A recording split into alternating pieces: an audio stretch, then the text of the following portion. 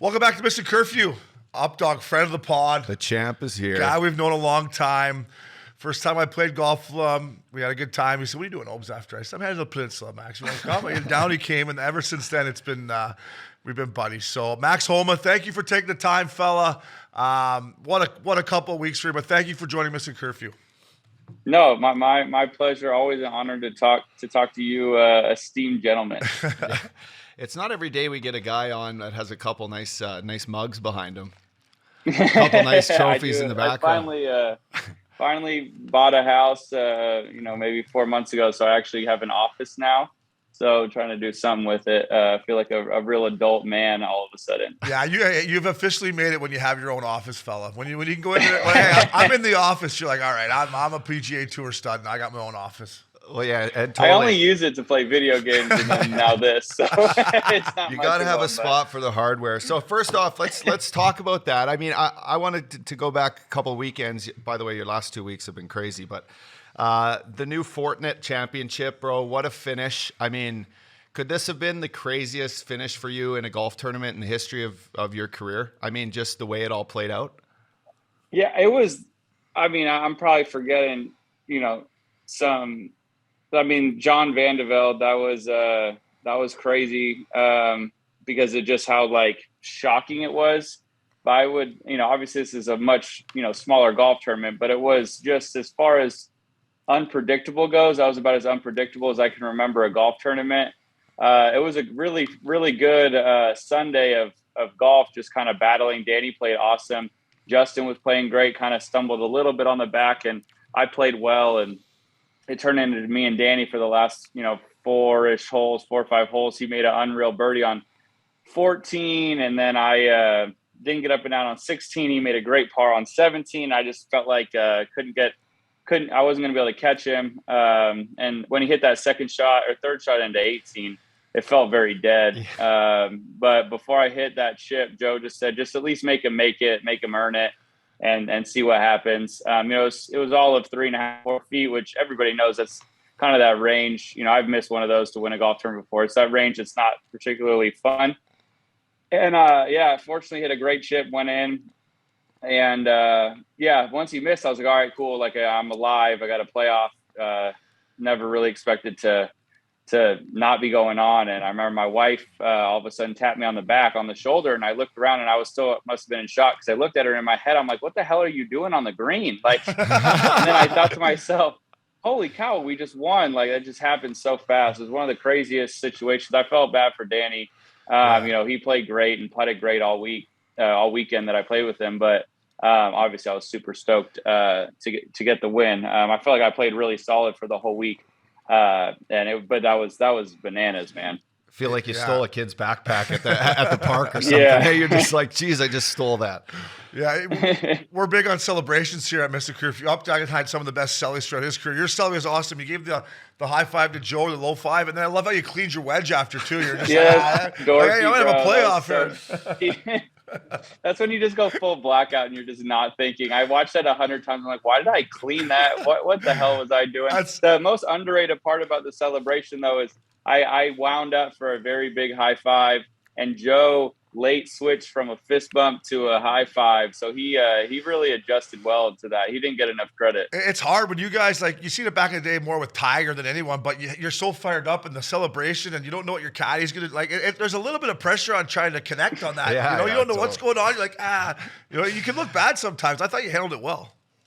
Golfers are inherently dorky, so celebrating is not one of our strong suits. So I've seen more whiffed high fives and bad chest bumps. So we try our best to not add to that stereotype, but at some point it's kind of inevitable. You're gonna look like a donkey, but we've done okay so far in our career. Well, the caddy's got to hold on to the flag too sometimes, right? So you can only aim for his one.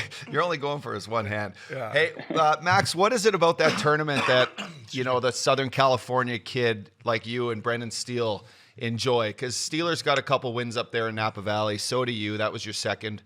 Does it feel like it's in your backyard, or what's the feeling when you go into that tournament?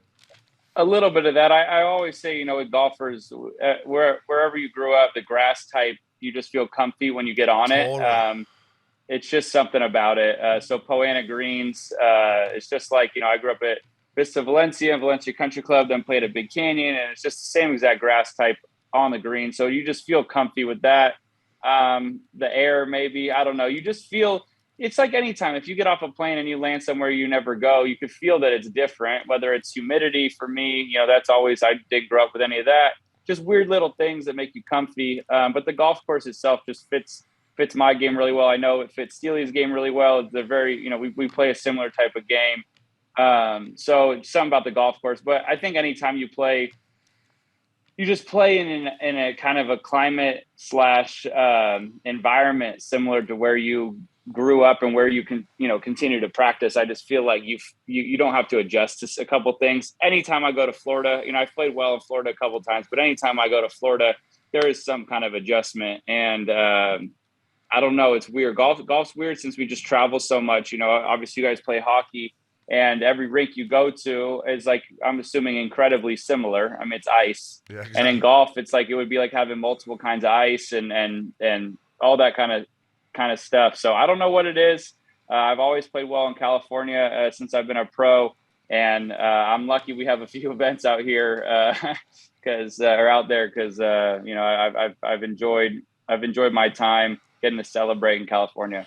Yeah, Max, I always say my game doesn't travel, bro. Like, I respect so much you guys. Like, you get me a Big Canyon on a Friday afternoon where I can get a swim in and I'm feeling good. I like my chances. I can maybe break 80, but you talk about the grass and how much you guys travel. Like, that's how much I maybe respect the most out of you guys, because it's such a big difference, That's kind of my biggest thing. I can't really explain enough to people who talk about professional golf, but you see there's levels to professional golf like anything, right? There's obviously the elite, top 100 players in the world playing, I guess now, on multiple tours. And then we have, the Corn Ferry Tour, which is a bunch of great players. Then there's the mini tours and, Canadian Tour and all those things. And you do notice that the elite guys and for my experience, just guys on PGA Tour, it always shocks me how, a major, for instance, we go to Southern Hills this year for the PGA. It's a golf course most of us have not played ever in our lives. It's in an area that basically nobody but a couple guys live. And you get off a plane, you get there, you play a couple practice rounds, then you show up Thursday, and it's like, it's not no big deal, I guess, but it feels like any other Thursday in a professional golf tournament where, I have friends from scratch golfers to plus handicaps to 10 handicaps, who it's just so funny that, I'll never forget one of the phone call or one of the texts I got from my buddy Steven and Kyle. They went to Hawaii and they had never played Bermuda grass before. And they said, "How the hell do you chip off this shit?" And I'm like, yeah, I know, I get it. But it's just, that's always something I've always been proud of not just for myself, but just like the high end professional golfers. You can kind of drop us anywhere and we'll figure it out. And it's really fun seeing guys do that, just throughout a season and a career, because like I said, those majors, we don't go there every year. And even some of these rookies, look at Cam Young, dude came out this year, had like 5 runner-ups, had never played any of these golf courses. And it's just like, you just drop him somewhere in the country and he'll figure it out. It's pretty amazing. Yeah, it's crazy what you guys can do. So Max, let's fast forward to the President's Cup, buddy. It was unbelievable. I was excited.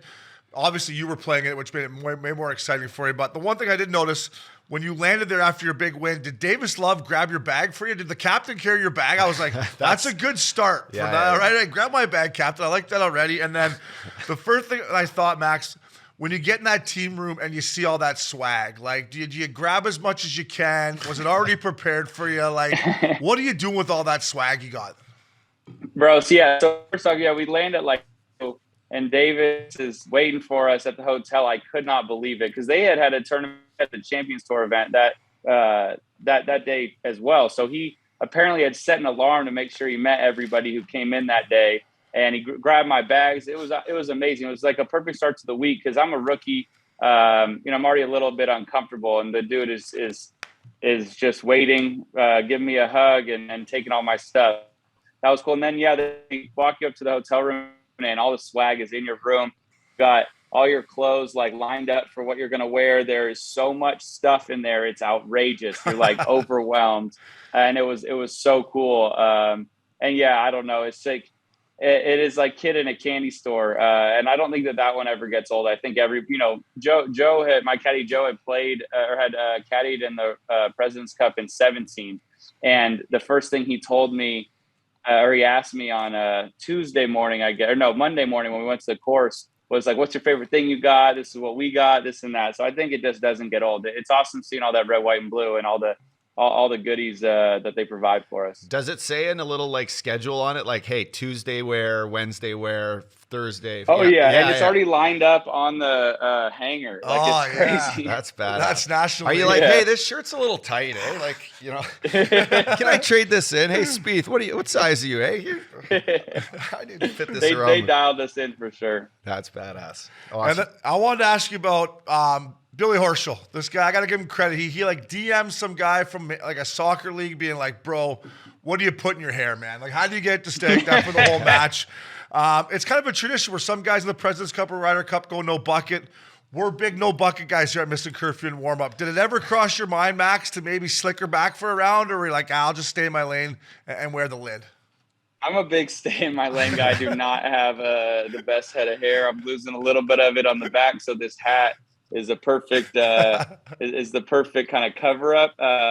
Billy's got nice hair. I'll give it to him. He also had a shit ton of gel in that thing. I was impressed with that as well. But he was our sex symbol out there for the week. They have Adam Scott and we had Billy going no hat. So I don't know. I was too nervous. I wanted to keep it all the same as the week. It's already very overwhelming. But to be able to partner with him and watch him kind of strut around, looking like the sun kind of coming off his untouched forehead.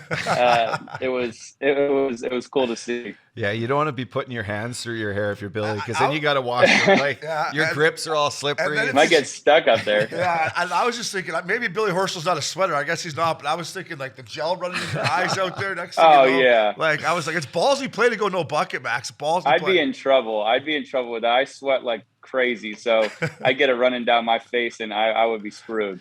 So Max, talk about just playing for your country and the different kind of butterflies you feel stepping on the first tee. Obviously you're comfortable with Quail Hollow. I think you got your first win at Quail Hollow, right? So of course you're familiar with, but now like playing in front of fans that are cheering on a country and playing with a teammate, just what that's different than your normal tournament that you show up for a Thursday round in. Yeah, I was fortunate. I played the Walker Cup. For people who don't know, it's basically like the amateur version of the Ryder Cup. And I remember I got sat the first match of the day, and then I got to play the afternoon. And I had a really good warm up session, and I got to the first tee. And there's something about habit and routine, but I'm always announced as Max Homa from Valencia, California, and I got announced as Max Homa from the United States of America. And I fully blacked out. I forgot what my swing key was. I got stuck over the ball. My whole stomach flipped upside down. So I was fortunate to at least know that was probably going to happen again and have be prepared for it. But yeah, when you get to wear the red, white, and blue, when you're part of we're not a part of a team, ever really, unless you make one of these. And to have an entire basically fan base behind you, because I'm fortunate. I have a really cool support system week in and week out, but they're obviously spread thin. They're rooting for Rory and Justin and Jordan and Tiger and anybody and everybody. So you just hope that there's some people out there watching you. And this week it's everybody's, at least all the American fans are rooting for you because you are part of their team. And so it's loud. It's fun. Everybody seems to be on your side, but I think the biggest pressure is playing with those guys on your team, the other 11 best players in the country, because you want to perform for them. They're all elite, amazing players. And to be a part of that team, knowing that you're playing for your country is it can be overwhelming, but it's also just the most fun thing I could ever imagine doing. So it kind of brings the best out of you, even when you kind of least expect it. I was really nervous on the first hole. Fortunately, I didn't have to hit the tee shot. Tony did. And, once we were off and running, it just became kind of routine to vibe with him. And after for us, I think the beauty of the future of, American golf and these team things is all these guys are young and we're all very friendly and close. And the team room after and before every match was a blast. So I think the guys are gelling. shout out to Billy's hair really, really well. and yeah, I just think that like that comforts all of us a bit, especially us rookies. I feel your butterflies. I threw some cash on you this week, and I rode you. You made a little cash for the boys. You did, and on that, and I watched, right. So Thursday, I watched your first shot. Tony put you right in the middle of the fairway off the tee, and I'm like, okay, like you're feeling it coming off a win. You pull it into the bunker on left on the first hole, and I'm like, okay, this is all right. He's getting his butterflies out, and then like I felt like you carried Tony for the kind of the rest of the round. You're both like. I feel like you were the perfect team to start off with, but there was a couple shots like here and there, and you both helped each other get up and down. And your other guys were a little nervous too. Like it was the Canadian and another partner, but I was kind of like watching and I'm like, fuck, I threw $1,000 on this guy today. Let's go, baby. And just to see like the confidence that you got to build, and then Davis putting you in next round. I think he took Tony out and put you in, and you played again that second round. I'm like, this is a chance for Max to really like elevate his game, be on this stage. And I thought you did a great job, man. It was awesome. So thanks you. Thanks for the nerves are funny, man. I got a good, I was really jittery before the round, and we were the last match off, me and T. And I asked Tony, I was asking a lot of guys, but I asked Tony, I was like, do you still get nervous for these things? He goes, oh yeah. So I was like, that kind of helped. And then I asked Bones, I was like, we're very close. He lives kind of by me in Scottsdale. I hang out with him quite a bit. And I was like, give me a piece of advice. You've been on a million of these. And he just said, just remember that they're nervous too, essentially. I'm like, all right. Well, so when I pulled the first shot on one, I hit it insanely flush. And I looked at Joe and I'm like, man, I really hit that well. So like, that felt good. And, obviously just a little left. And then on the next tee, I hit a beautiful 3-wood and right out the middle. And I just like, as nervous as I was, it was to see the first two shots come right out the middle of the club face was very, it comforted me. And then having Tony there, I mean, the dude hits it unbelievable. He's a amazing player and a better dude. So it was it was easy, I think, to like get in a rhythm with him. And obviously I was playing well, but it was just more getting to that's fun. Like my coach said it, he's like, you're going to have a highlight reel in your head of moments you're going to take forward into big events when you are nervous. Cause I'm not going to be much more nervous than that. And to know that I can still hit a golf ball in the air is a big, is something I'm gonna remind myself of next time I'm freaking out. Yeah, 100%. So let's talk about Friday. Obviously, it's Friday afternoon. You're in the anchor match, right? Friday afternoon. You're in the last match. So I'm watching you. I was fucking hungover, Max. It was Lup's birthday on Thursday, so I woke up. I'm like, all right, I'm gonna watch Maxie play the President's Cup here. All right, I'm hurting. Talk me through 17. You make a fucking great putt, and then 18. You had that look in your eye of like, I'm ready for this. And then you want to talk about Sellies. That Selly on 18 there. I didn't get off the couch much Friday, but it got me off the couch, buddy. I was like, it was a great putt. But that's something you can keep that in you forever, right? Those two putts, like that was unreal. I've watched that video 1 trillion times. I just like can't believe I had that opportunity. But it was a cool day. It was interesting. Best ball is a bit different. Me and Tony for alternate shot played a bunch of practice rounds together, and me and Billy like didn't just because the alternate shot is a lot more obviously like complex. You got to figure out everybody's golf ball and doing all that stuff. So playing with Billy, it was cool. I had actually said this year at the Players Championship, I played with him for a couple of days, and I told Joe, I hope we get to play with this dude at the President's Cup. He's a dog. And getting out there, I felt like for the first 9 holes, I was just playing to make sure that he could kind of attack. And I wasn't really playing to excel, I guess. And I was playing really solid. I was hitting the ball well. I felt like I was playing kind of conservative. And then it was perfect. I kind of got loose for 2 holes there on the back, and he picked me up. He made 2 great pars on 14, 15, made an unreal par on 14, then made a great putt on 15 and 16. So he picked me up, and he told me walking to 17, he goes, I know this is your time. Like, you're going to do something great here. And it kind of almost like oddly like freed me up to just stop trying to not mess up and try to go do something cool. Cause like I said, my game felt great that day. So got on 17 and we went first, hit a good 9-iron and made that putt. And that freed us up. I think just for one, we knew we could, worst case scenario, we're going to have a half.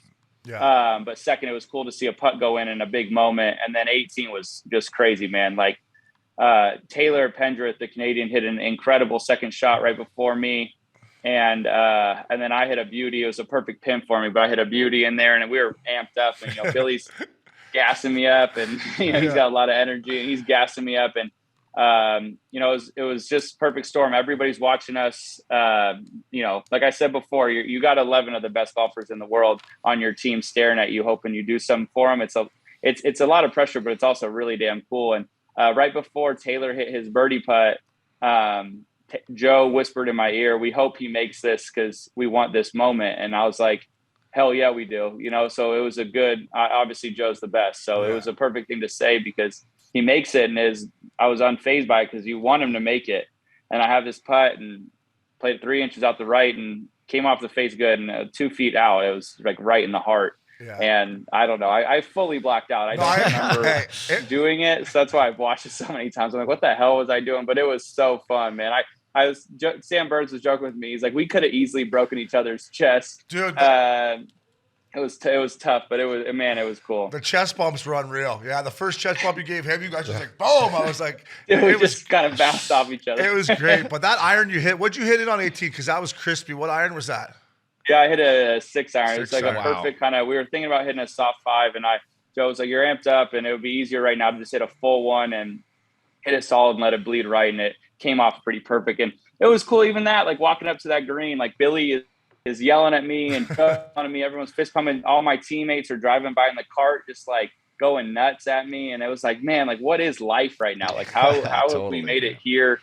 And yeah, it's just you have JT after doing the big balls dance and all this stuff. Like it's stuff I've dreamed of ever since I remember watching these things. So to have the opportunity to be that last match it was just as cool as it gets. Yeah, and by the way, the way you handle yourself in the media with all your answers, you could tell Max that that's how you felt of the kid from California that was dreaming to be in this moment. So the way you handled yourself. Good for you, bro, because it was refreshing. You were honest. It was awesome, Max. It really was. Thank you. So, future dad coming up. I want to talk about that. I just had my second boy. You and your wife are expecting. Do you know what you're having? Yeah, we're having a boy too. Yeah. Awesome. You got a name picked out? Yeah, I won't say it on here. But no, of course. Unless she audibles me at the last minute. But we've got everything set except for. I got to read more books or a book. I need to start learning a little bit about what I'm supposed to be doing here. Hey, anytime you need, bud, just shoot me a message. If Uppy can handle it, Max, you'll be just fine, all right? Uppy's a great guy, so you'll be just fine. And talking about names, I felt like, down the stretch, we didn't have the name until literally, at the hospital, ready to leave type thing, both kids. Yeah. And it's like when you got a stock like 9 iron in and you just switch to like the driver because you're like, I didn't even have, this wasn't even on the list here. I don't even know what to tell you. Exactly. But it's a beautiful thing. So congrats to you guys on that. Thank you. That's awesome. You too. Max, I got one more question. So Davis Loves decides to sit you out Saturday afternoon. Was there a part of you that wanted to play or where you're like, you know what, I'll just sit with my wife in the golf cart and drive around and enjoy the experience? Because listen, you got to give the internationals credit. That's that Saturday session where they fought back and made it somewhat interesting. Did you want to be out there, or were you ready for a little breather? It was actually funny when he first told me I wasn't playing. I was like partially bummed, but actually pretty excited to hang with Lacey and support the team because I had felt like they had done such a great job of supporting me. I wanted to kind of reciprocate that. And then as the matches, and I was rolling around with Colin Morikawa and his fiance, and I'm very close with Colin. So it was really fun afternoon for me. And as the day went on and we weren't, closing out the matches, Colin and I were both, I could feel us getting very antsy. Like, you want to be out there and you want to be playing. So it was tough. And then when, the internationals, that was amazing. Tom Kim's birdie on 18, just right in our grill was sick. And that last match that came through, Sam and Billy, Billy hits this great shot into 18, money. Adam and Cam Davis hit it inside him. That was legit. And then Sam lands it on the lip of the hole.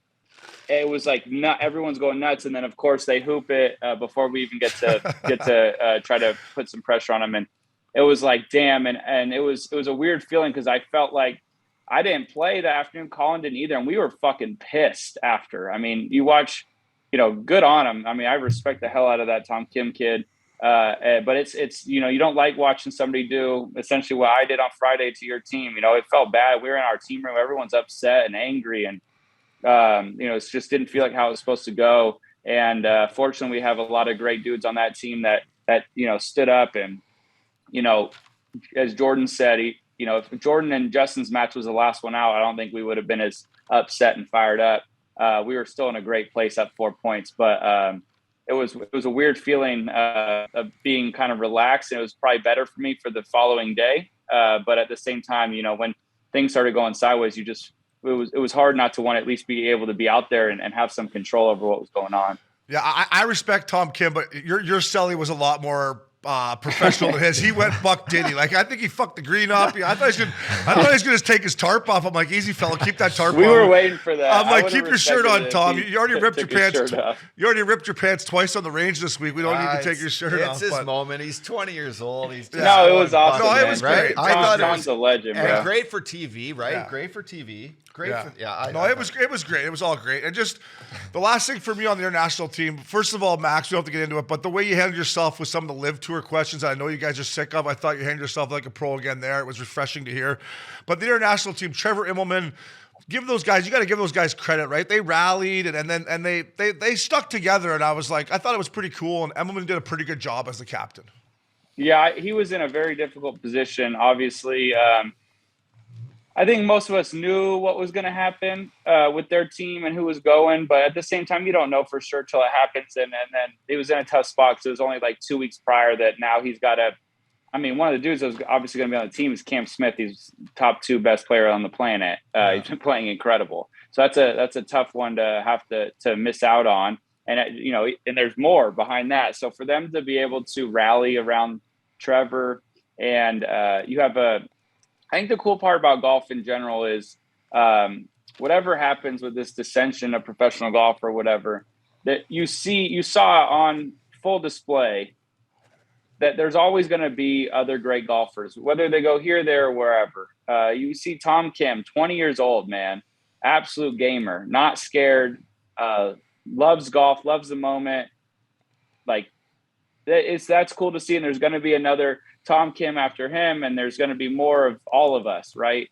So it was cool that they were able to kind of band together and play some really great golf, given the circumstances. As much as we get asked these damn live questions every single interview, I feel bad for you. It is they had to deal with more of it because we're just being asked about it, and they're living it a little bit. We didn't have a huge departure on our side that was super, I guess, substantial. Theirs was, their core was kind of split up a bit. So it was really impressive. It's a testament to, as you said, testament to Trevor, and I think a big testament to Adam Scott. He didn't get enough credit. He was the leader on that team from what we heard, and he's an amazing dude. So I was impressed with what they did. And we know that they're great golfers, but just because of the chaos surrounding it, you just never know what's going to happen. And they played some amazing golf. That Saturday and Sunday. I mean, I looked up at one point and I was like, damn, we might lose this thing. So they really did a great job. So it was cool to see all the fire they had and the great golf they played. I want to ask about Freddie Couples. Our boy Freddie. Our honorary. Our boy Freddie. Yeah, he just got married too, eh? He got married. I think he got married at Lou Walsh's house down in Emerald Bay. He did. But anyway, talk about Freddie and just like his presence, and he's been there before, and he like, loves it there, right? Yeah. Does he not like? Oh man, what's this guy provide when he walks in and tells jokes and just picks everybody up? A little bit of everything. He provides all the humor on planet Earth. He's as cool as they get, as you guys know. Yeah. Freddie's just cool. He left early one day to go get a haircut, so I gave him shit all week about getting this haircut. That's an upshow move. He's in the rules meeting we had with the rules officials. He's like just leading the meeting, giving him shit. He's just, Freddie's Freddie. He's easygoing, but he can also fire you up. He's like, we all talked about it, but he needs to be, until he decides he doesn't want to, he will be in the team room because he's just the dude you can lean on a little bit, and who, like I said, will say the right thing when it's required. And I don't know. Fred is one of the more university-like people I've ever been around. Yeah, he's what we call in hockey a glue guy, Freddie, right? You can see him when yes, he comes he's in there. a glue guy. Last one is this Kevin Kisner as big as beauty as he sounds like, or what? He's a guy I'd like to tee it up with. He's like, I'm here to bunt it out here, make some putts. And then what he said about, he's like, I got a bunch of great golfers up here, but all part of these boys on the table. Is he that good a guy?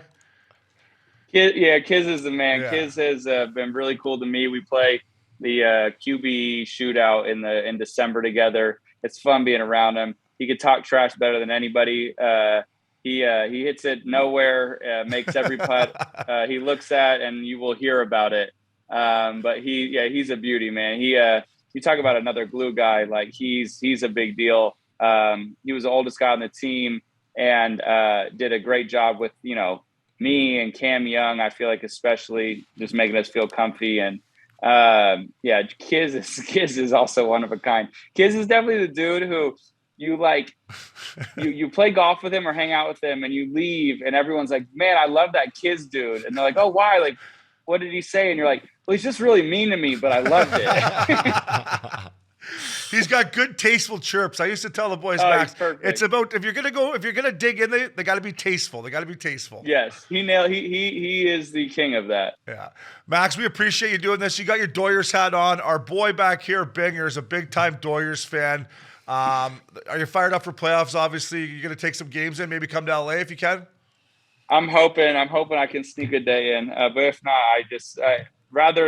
I'd rather us just win the whole damn thing than me go to a game. So I'm very excited. Team's freaking sweet. So hopefully they just stay healthy and stay on this winning roll, because it's been incredibly fun to watch for me for a decade. But to only have one World Series in that time's been tough. So I would love that second one. I get chirped about the Giants having 3 amidst all their shitty seasons. So it would be nice to cap another good season off with a big W.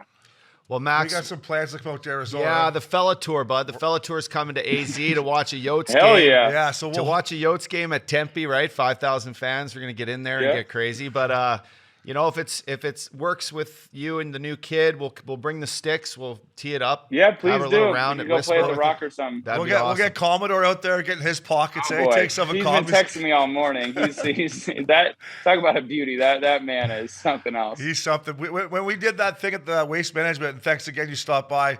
He's like, oh, but you want a beer? I'm like, yeah, I'll have a beer. I think he brought 30 fucking beers over. I was like, call me. I thought, yeah, okay. Like I just sit there and drink them all. I was like, he's a beauty. He's special, man. Yeah. Awesome, Max. So are you, Max. Thank you for this. Yeah. We appreciate you, buddy. Good luck with the new baby boy, and you killed it, brother. Keep it going. Thank you, boys. Thanks for having me. Hit me up when you get here, though, for sure. We could have a couple beers in person. Awesome, fella. Congrats again, my man. Updogg. Guy. What a guy. Legend. Hey, just a beauty. Those mugs behind was one of those Riviera mugs, from Riv. Yeah, I think the one and the other one I think was Wells Fargo, his first win at Coyhalla, the actual couple cup one. Nice pieces of hardware. Fucking Riviera, come on, right? That was like any a dream hardware come. Like that? No, I went the Balboa Championship. I actually won. Me and Loops won the Talon, won our flight. That's the only trophy I got in my house. I love that he says he's in his office before. He's like, I'm in my office now. He knows he bought a house, has an office. He's got the nice wooden beams in there. Classy. He's a pro. Like I said, I met him years ago when, he was just on tour and he was struggling. I watched him struggle at the Canadian Open, and I, saw him during the round and after the round and made the move to Scottsdale. And I've always stayed in touch with him. And just to see how good he is, his swing is so pure now. His confidence, his social media, but his humbleness. Yeah. He's always stayed Max Homa. And this week, he really showed that off the course too. I was so proud of him. I'm like, man, this guy's just... How can you not like this guy? He's saying all the right things. He's lovable. He's human. He brings a very human-esque to the game. And you brought it up. Like, he's great with the media, fans. He gives them a he gives them a reason to cheer for him. How do you not cheer for a guy like that? Who is actually he's tough, but he's also got like a human side to him, which is awesome. Yeah. Good sense of humor. Hell of a golfer, man. Good. What a swing. He's just solid. And bringing up that. His win at this Fortinet Championship, like the chip on 18, I'm like, how do you not skull that across the green? I would have putted it. Yeah. Just a 2-hopper and boom, and then how are you? Good Sally. Fuck. So that was epic. Great job, Obes. Yeah, I know. No, for sure. And then in 2 years, Updogg, the President's Cup is at Royal Montreal. So, oh wow, maybe we have a fella tour to old Royal Montreal. Hey, yeah, right before training camp. See if we can get Max home and distracted off the course there for the international squads. Hey, if there's a city that can do it, get him off his game. It really is. Probably a Montreal. little different than South Carolina or wherever they were this weekend. No, yeah, they were in Charlotte. Charlotte's a sneaky good city, actually. It is. Actually, I got a couple good Charlotte stories. I played there. Actually, that's where Weegsy Baby got in shit. But anyways, you remember Royal Montreal real quick? Do you remember when Mike Weir played Tiger in singles the last time I was there and beat him? Wow. They showed the highlights of it. I forgot how crazy it was. So that'll be a good venue. Thanks to Mac Homa. Updogg, thanks to you, buddy. Love you. Binger, Maxie. I might put on some preseason hockey. You never know. Because I got nothing else to do, Updogg. I was missing curfew.